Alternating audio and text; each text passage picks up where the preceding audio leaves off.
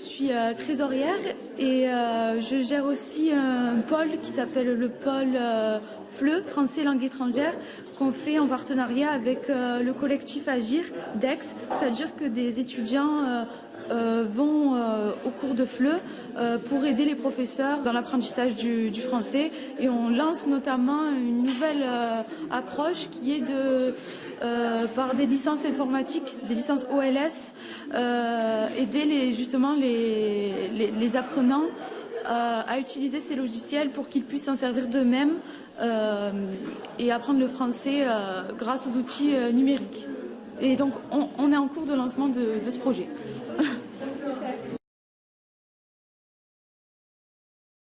L'année dernière, on avait choisi le thème de l'exil et donc on voulait refaire une journée similaire, et on a choisi le thème Tzigane parce qu'on a repris un projet qui avait été lancé par des étudiantes de l'IMPGT, et on s'est dit que c'était un très beau projet parce que c'est vrai qu'il existe beaucoup de stigmatisation autour de ces communautés, donc on voulait, dans l'esprit du CASA, essayer de démonter un peu ces idées reçues et aller plus loin sur le sujet.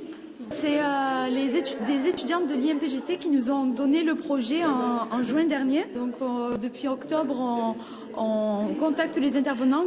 C'est elles qui nous avaient élaboré tout le projet, donc on savait quels intervenants contacter. Donc dans tout ce laps de temps, on a tout organisé, tout mis en œuvre pour qu'ils viennent, pour organiser les conférences, pour qu'ils puissent se contacter, et pour l'organisation des interventions. Voilà. On veut bien vous restituer les choses, vu qu'on les a mangées. Écoutez, je vous renvoie les plumes et que chacun puisse y retrouver les siennes. Alors, chaque fois que les choses sont annoncées, on a coutume de dénoncer l'entrée en la matière. Toujours en romanesque, bien évidemment. Sas canasas, tena abilino, naste pedete. Numa sarsas penete. Saragès. C'était quand c'était. Si ce n'avait pas été, ça ne se dirait pas. Mais comme cela a été, ça se dit, comme aujourd'hui. Donc aujourd'hui, on va continuer sur les propos. Pour l'administration, puisqu'on est en France, on va parler de la France, est une phobie. Hein? On ne peut pas dire qu'il y a des tziganes, il y a des gens de voyage, il y a des sédentaires, pas des sédentaires. Ce qui inquiète l'administration, c'est l'aspect du nombre sur leur liste électorale. Bien évidemment, j'ai amené un exemple de carnet de circulation. Hein. Il date de la création de ce carnet de circulation date de 1969, cela 100 ans. Il fait suite à un carnet anthropométrique qui, lui, existait de 1912.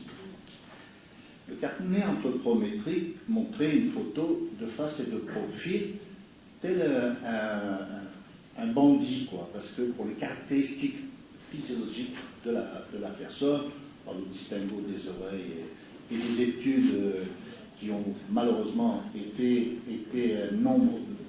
nombreuses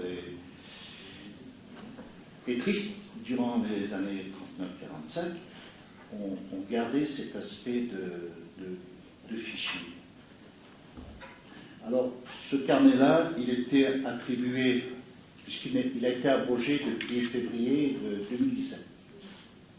Il a été abrogé de par le travail des associations, multiples associations qui ont milité à cette abrogation, à l'élimination de ce carnet.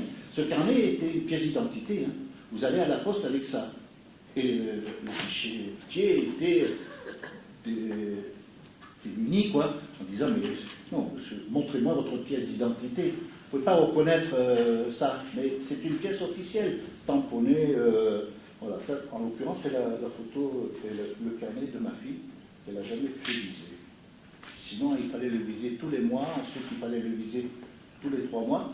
Mais comme des fois, il y a vous savez, des boulets qui vous pèsent, mais des fois qui vous servent.